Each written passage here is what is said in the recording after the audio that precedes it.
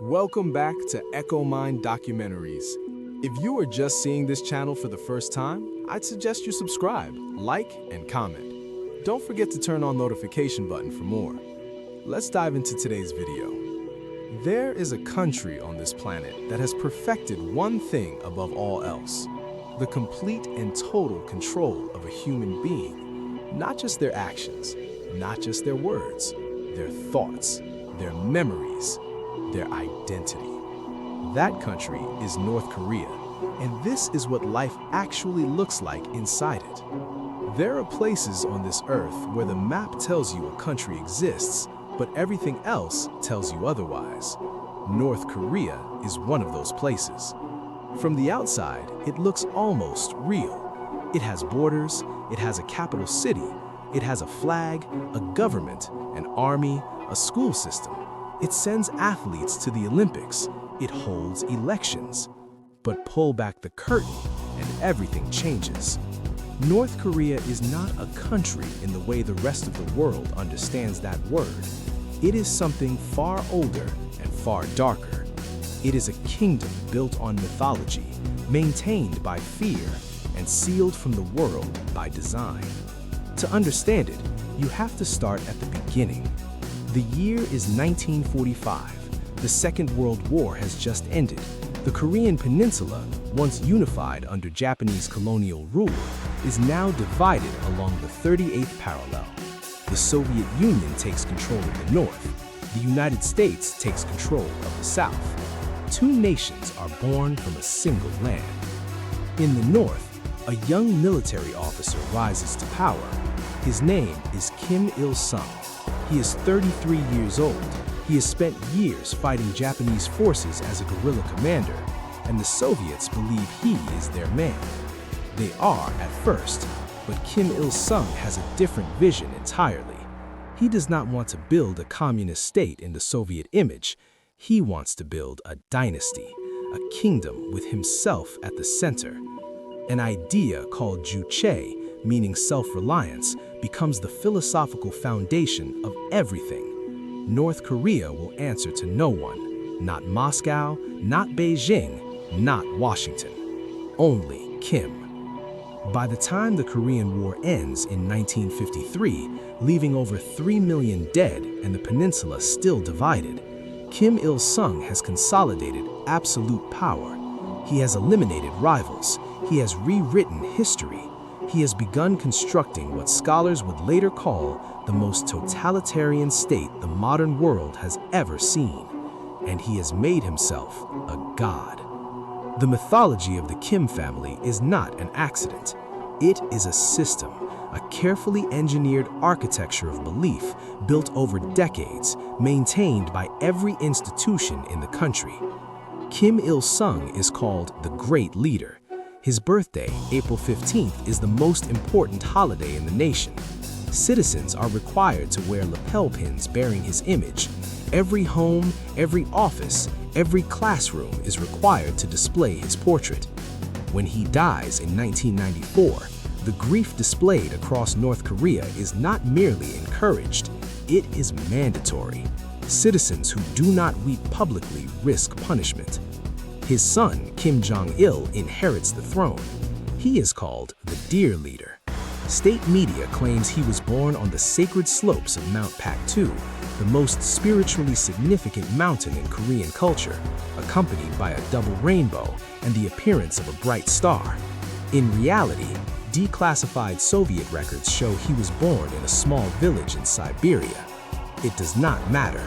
The story is the story. Kim Jong-il dies in 2011. His youngest son, Kim Jong-un, takes power at 27 years old. The dynasty is now in its third generation, and the machine that holds it together is more sophisticated, more brutal, and more resilient than most of the world has wanted to believe.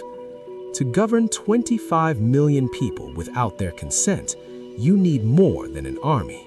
You need a system that reaches into every corner of human life.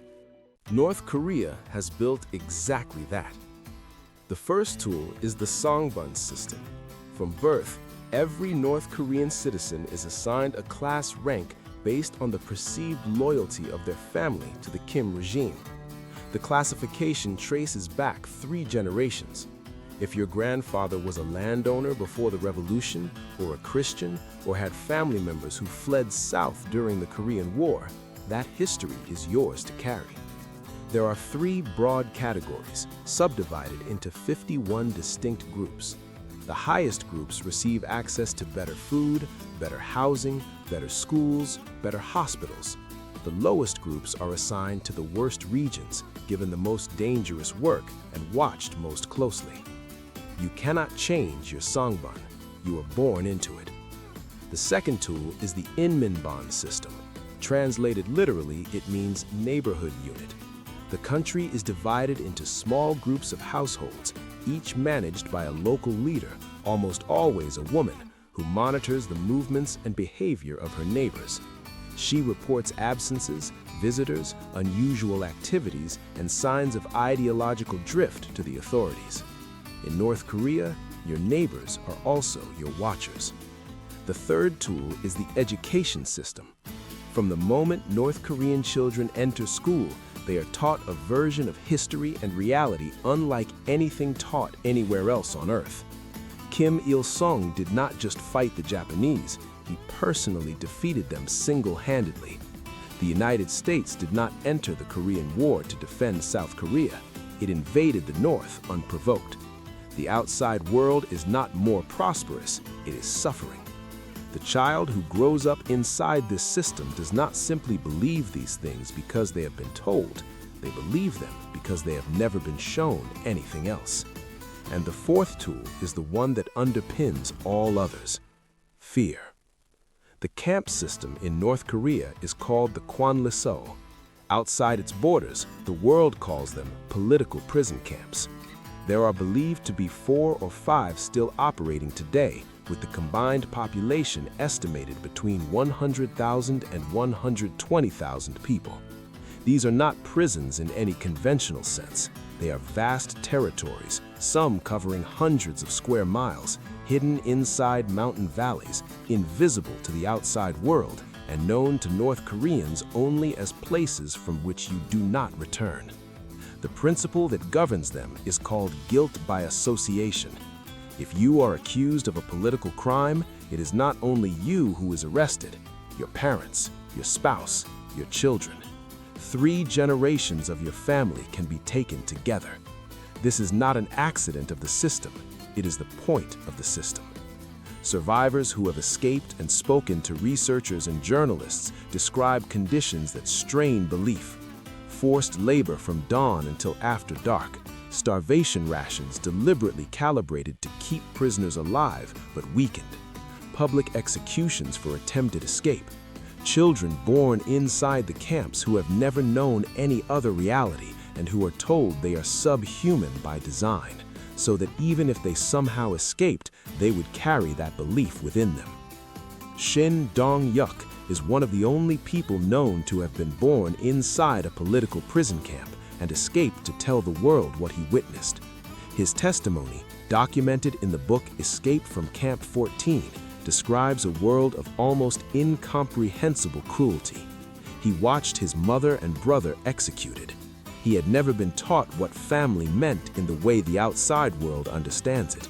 He did not grieve them the way you might expect, because grief, like love, like hope, requires a vocabulary he had never been given. He was 23 years old when he crossed the electric fence and began walking toward China. He said later that he had not escaped for freedom, he had escaped for more food. He did not know what freedom was.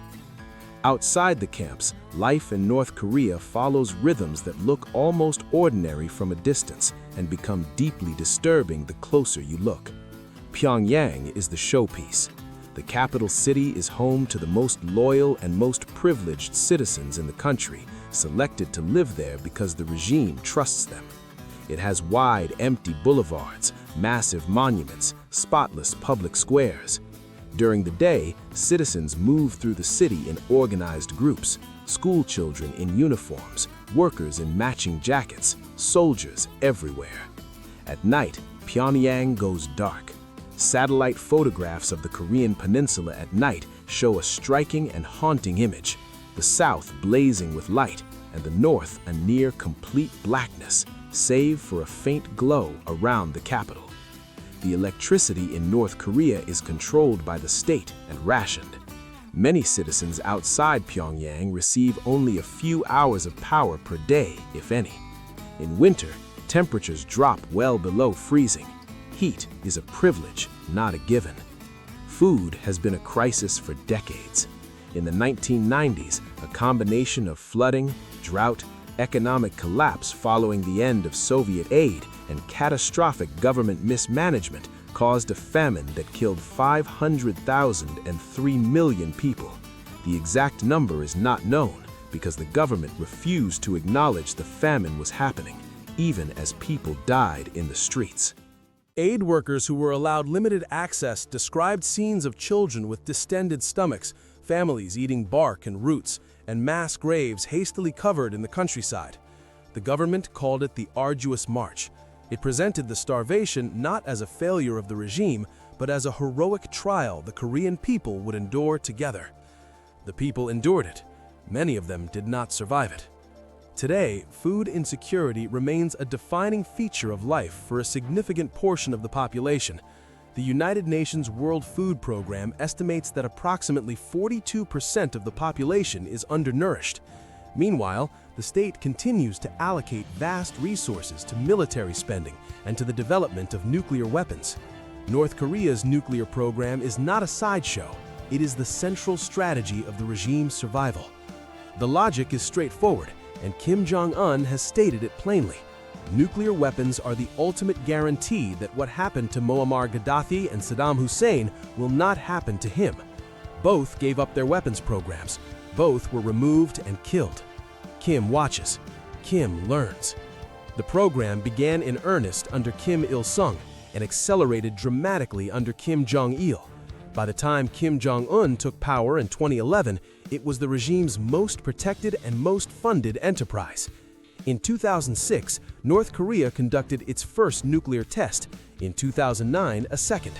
The tests continued through the following decade, each one more powerful than the last. In 2017, North Korea claimed to have successfully tested a hydrogen bomb, a claim that seismic data from monitoring stations around the world appeared to confirm. It has also developed ballistic missiles capable of reaching Japan, Guam, and potentially the continental United States. For the international community, the question of how to respond has never had a satisfying answer. Sanctions have been imposed for decades. They have weakened the economy, but they have not changed the regime's behavior. If anything, they have been used by the government as evidence of foreign aggression, reinforcing the siege mentality on which the system depends. Diplomatic talks have come and gone. The Singapore summit in 2018, where Kim Jong-un met with then U.S. President Donald Trump, produced photographs and handshakes, but no binding agreement and no meaningful change. North Korea remains a nuclear power, and it has made clear it intends to stay that way. Inside North Korea, the information landscape is unlike anything else on Earth. The internet does not exist for ordinary citizens. What exists is a domestic intranet called Kwangmyong, which contains only state-approved content, official news, government publications, approved academic material, and heavily censored educational resources. Radios sold in North Korea are fixed to state frequencies. They cannot be tuned to foreign broadcasts. Owning a radio capable of receiving outside signals is a crime. Watching foreign films is a crime. Listening to South Korean music is a crime. Wearing clothing with foreign logos has at various times been a crime. Speaking with a South Korean accent, which has drifted from the North Korean dialect over 7 decades of separation, can draw official suspicion. The regime understands that information is the most dangerous thing it faces. Not military force, not economic pressure, information. Because if the average North Korean understood the truth about the outside world, about the prosperity of South Korea in particular, a country that shares their language, their history, their culture, and that has one of the most dynamic economies on Earth, the mythology that sustains the regime would begin to collapse. This is why controlling what people know is not a secondary concern of the government, it is the primary one. And yet, information gets through. It has been getting through for years, smuggled across the border from China in ways the regime has struggled to stop. USB drives are perhaps the most significant tool of resistance the country has ever seen. Loaded with South Korean dramas, Chinese films, outside news, and eventually the entirety of Wikipedia in Korean, these tiny devices pass through networks of smugglers and traders, changing hands dozens of times before reaching the hands of someone in a provincial town who watches their contents under a blanket, in the dark, with the volume turned all the way down. The impact of this contraband information is profound. Defectors who left North Korea in the 2000s and 2010s consistently describe how exposure to outside media, particularly South Korean dramas, began to shift their understanding of the world. They saw people who shared their language living lives of abundance they had been told did not exist. They saw ordinary people making choices, moving freely, speaking critically of their government without being taken away. They began to ask questions. The regime has responded with intensified enforcement, random searches, new penalties, public executions in some cases, but the flow of information has not stopped. If anything, it has grown. One of the most significant efforts to accelerate this flow is an organization called Flash Drives for Freedom, based in South Korea and the United States, which has coordinated the delivery of USB drives, SD cards, and other media into North Korea through various channels, including balloons launched across the border. The regime calls this psychological warfare, which, in a sense, it is, because the most dangerous thing you can put in someone's hands is the truth about what they have been denied. The defectors who have made it out number in the tens of thousands. Since the late 1990s, approximately 33,000 North Koreans have defected to South Korea. Many more have crossed into China, where they exist in legal limbo, undocumented, unable to seek official asylum for fear of being caught and returned to North Korea. Being caught means repatriation. Repatriation means interrogation, often involving torture, followed by imprisonment in a labor camp or, in serious cases, execution. Women make up approximately 70% of defectors, and the story of what happens to many of them in China is its own chapter of darkness. Human traffickers operate openly along the border regions, selling North Korean women to Chinese men in rural villages for prices ranging from a few hundred to a few $1,000s. These women, unable to go to authorities without risking deportation, are often held in conditions of domestic slavery.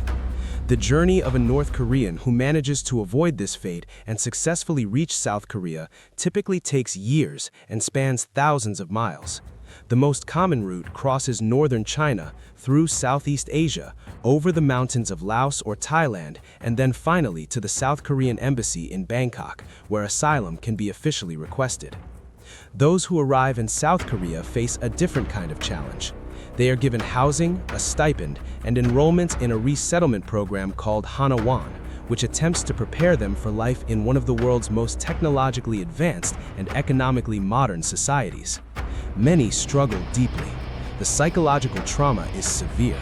The gap between what they knew and what they find is disorienting beyond what most people can imagine. Some say they feel more lost in freedom than they did inside the cage. Kim Jong-un is not his grandfather, and he is not entirely his father either. He was educated in Switzerland as a teenager, where he lived under a false identity and attended an international school in Bern. He developed an interest in basketball, reportedly admiring Michael Jordan. He returned to North Korea. He became supreme leader, and then he made a series of moves that surprised analysts. He executed or purged members of his own inner circle, including his uncle Jong Song-taek, one of the most powerful men in the country, who was arrested in front of the full Politburo and executed days later. The charges, broadcast on state television, accused Jong of being a traitor. Internally, the execution sent a clear message: no one is untouchable, not even family.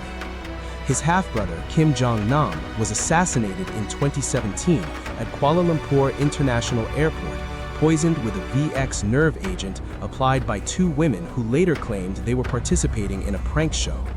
Kim Jong-nam had lived in exile and had spoken to foreign journalists. He represented a potential alternative leadership figure.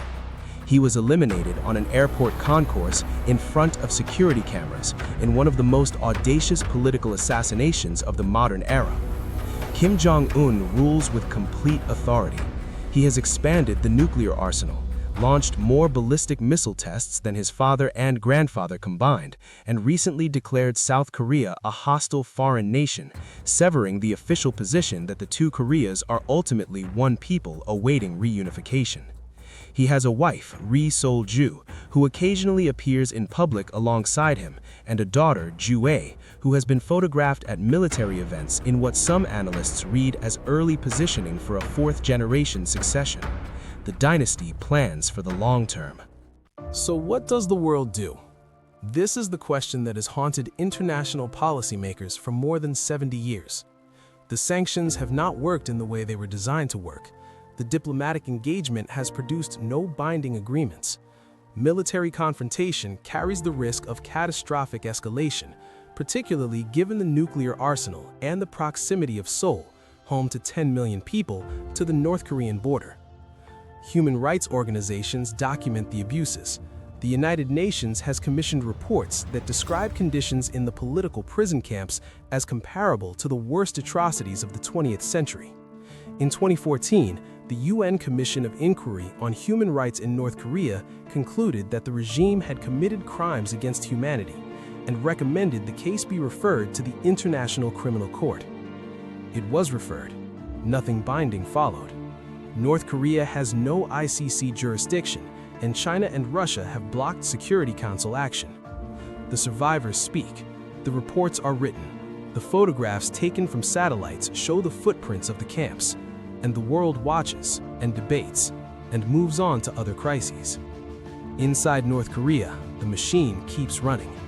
The portraits of the three Kims hang in every room. The children recite the lessons they have been taught. The border is sealed. And somewhere in the mountain valleys of the Northeast, behind fences carrying 10,000 volts, people are working in mines and fields under guard. People who were arrested not for anything they did, but for what their grandparents believed, or who their parents were, or what their children overheard them say in a private moment that was not private enough. There is a woman named Lee Hyun-soo. She crossed the Tumen River into China at 17 years old in 1997 during the famine. She spent the next decade hiding in China, working to survive, trying not to be caught. She eventually made it to South Korea, built a life, and wrote a memoir about her experience called The Girl with Seven Names. Years later, she went back, not to North Korea, she could not, but she went to Southeast Asia to help her mother and brother who had also defected and were stranded in Laos navigate the bureaucratic labyrinth that stood between them and safety. She used her entire savings and borrowed money from a stranger in an airport to pay the bribes and fees required to get them across borders. At the airport in Bangkok, when she was finally reunited with her mother, she said she held her and did not let go for a long time. Her mother said she was sorry for everything. Lee Hyun-soo told her there was nothing to be sorry for. This is the other face of North Korea. Not the missiles, not the parades, not the portraits and the mythology and the nuclear tests. It is a woman in an airport, holding her mother, apologizing for a country they were born into. North Korea will not collapse tomorrow. It may not collapse in our lifetime, but it is not static either. Information continues to move across the border. A generation of North Koreans is growing up with exposure to a reality that contradicts what they have been taught. The marketplaces that sprang up during the famine, unofficial and illegal at first, have become a semi-permanent feature of economic life that the regime has been unable to fully suppress. There are things happening inside North Korea that the regime cannot fully see, cannot fully control, and cannot fully predict. History is not kind to systems built entirely on the suppression of truth. Not always, not quickly, but eventually. There is a country on this earth where 25 million people live under conditions that the rest of the world struggles to look at directly. They are not abstractions. They are not a geopolitical problem. They are people. And somewhere inside that sealed border, behind the portraits and the propaganda and the fear, they are doing what human beings have always done. They are surviving, they are hoping, they are telling stories in the dark, and some of them are waiting for a morning that one day has to come.